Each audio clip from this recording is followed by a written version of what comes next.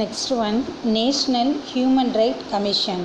National Human Rights Commission அப்படின்னா இந்திய மனித உரிமைகள் ஆணையம். இந்திய மனித உரிமைகள் ஆணையம்னா என்ன அப்படின்றத பற்றி இப்போ பார்க்க போகிறோம்.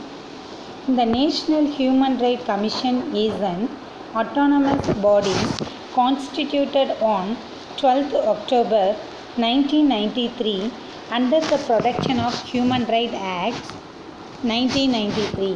அதாவது மனித உரிமைகள் பாதுகாப்பு சட்டம் வந்து பார்த்திங்கன்னா 1990 அக்டோபர் 12 1993 வந்து அமைக்கப்பட்டுச்சு. இட் கன்சர்ன்ஸ் ஆஃப் இதை வந்து என்னன்னு சொல்கிறாங்கன்னா, இந்த தேசிய மனித உரிமைகள் ஆணையம் அப்படின்றது ஒரு தன்னாட்சி அமைப்பு கொண்ட ஒரு ஆணையம் அப்படின்னு இதை அழைக்கிறாங்க. It concerns of a chairman and other few members 3 from judiciary and 4 from other department.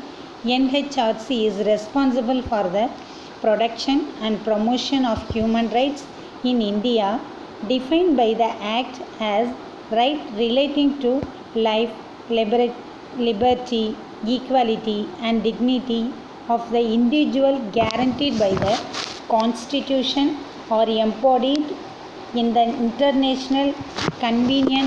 The office is located in New Delhi. இதில் பார்த்திங்கன்னா சேர்மன், அதாவது ஒரு தலைவரும் சில உறுப்பினர்களும் இருப்பாங்க. அதுக்கப்புறம் பார்த்திங்கன்னா 3 ஜுடிஷியரியும் சில 4 துறைகளையும் கொண்டதாக வந்து இதாக இருக்கும். NHRC அப்படின்னா தான் வந்து நேஷ்னல் ஹியூமன் ரைட்ஸ் கமிஷன் அப்படின்றது. இவங்க என்ன பண்ணுறாங்கன்னா, பாதுகாப்பும் முன்னேற்றம், அதாவது மனித உரிமைகளுக்கு வந்து பாதுகாப்பும் முன்னேற்றமும் கொடுக்குறாங்க.